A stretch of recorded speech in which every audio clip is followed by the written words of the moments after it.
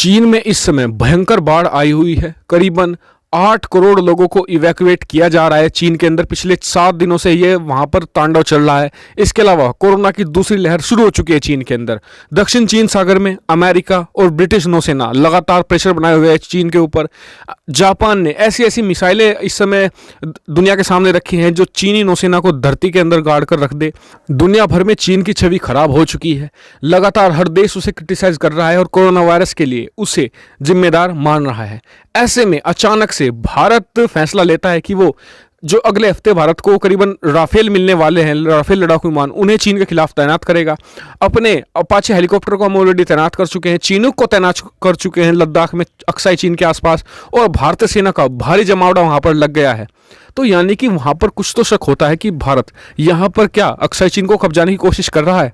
और इन सभी बातों को हम इस वीडियो में डिस्कस करने वाले हैं, टोटल एनालिसिस करेंगे। तो चलो उस वीडियो को हम शुरू कर लेते हैं। तो दोस्तों, कल भारत के एयरफोर्स के कमांडर्स की एक बड़ी मीटिंग होने वाली है जिसमें यह डिसीजन लिया जाएगा कि राफेल को एलओसी के नजदीक यानी कि लद्दाख के क्षेत्र में तैनात किया जाएगा।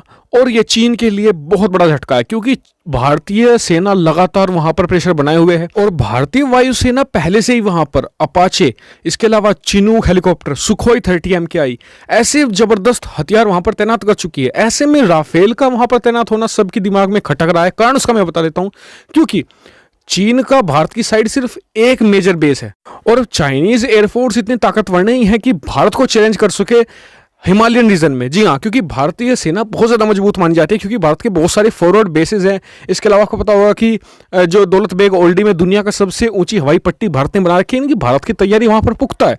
ऐसे में राफेल की तैनाती सबके दिमाग में इसलिए खटक रही है कि क्या भारत की यहाँ पर रणनीति है अक्साई चीन को कब्जाने की। देखिए, सिनेरियो तो ऐसा ही बन रहा है। कैसे? अगर भारत को चीन से अपनी जमीन वापस लेनी है तो इससे बेहतर समय ना भारत को मिला है ना मिलने वाला है। कारण मैं आपको बताता हूँ, पूरी दुनिया में चीन की पूरी छीछा है। पाकिस्तान के अलावा कोई देश समर्थन देने को तैयार नहीं है।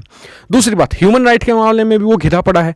इसके अलावा चीन के अंदर भी ऐसे सिनेरियो बन रहे हैं कि चीन एकजुट नहीं है। चीन के अंदर बाढ़ का भारी प्रकोप है। इसके अलावा चीनी कम्युनिस्ट पार्टी में फूट पड़ी हुई है। हांगकांग के मुद्दे पर कम्युनिस्ट पार्टी में दो फाड़ है कि क्या ये सही समय था करने के लिए।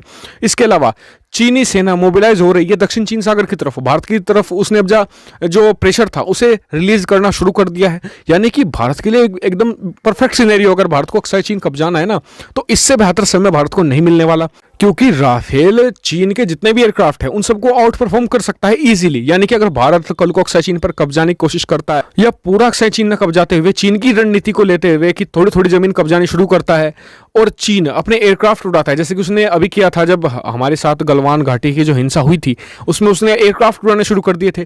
तो ऐसे में राफेल वो फाइटर जेट है जो चीन के जितने भी फाइटर जेट्स हैं उन सबको आसानी से काउंटर कर सकता है। उसमें मिराज मिसाइल लगी हुई है खतरनाक, और भारत को 1-1.5 हफ्ते में वो आसानी से मिल भी जाएगा। जी हाँ, और राफेल की डिलीवरी 1-1.5 हफ्ते में होने वाली है, इसलिए उसकी तैनाती की बात चल रही है। यानी कि भारत यहाँ पर अब लगता है कि एग्रेसिव पॉलिसी अपनाने वाला है। कई विशेषज्ञ मानते हैं कि भारत अपना स्टांस पूरी तरीके से चेंज कर चुका है, पूरी पॉलिसी चेंज कर चुका है। अब तुष्टिकरण की जो एक तरीके से रणनीति थी भारत की कि कोई नहीं, मतलब कि चीन को समझा बुझा लिया, बातचीत की रणनीति अब नहीं, भारत चीन वाली ही रणनीति अपनाने जा रहा है जिसमें थोड़ी थोड़ी जमीन चीन की भारत वापस लेता जाएगा जो भारत की कब्जा ली थी चीन ने। ऐसे में राफेल वो लड़ाकू विमान है जो चीन की पूरी वायुसेना को काउंटर कर सकता है। कारण उसका यह है कि चीन की वायुसेना हिमालयन रीजन है, एक तो उसमें लड़ने का उसे एक्सपीरियंस नहीं है, दूसरी बात उसके वहां पर फॉरवर्ड बेस सिर्फ एक है, तो एक एयरबेस से तो वो काउंटर नहीं कर सकते। जबकि भारत के तो भरे पड़े हैं, अंबाला में है, यानी कि नजदीक ही है, हिमालय के कोई ज्यादा दूर नहीं है। यानी कि भारत को यहाँ पर सीधा सीधा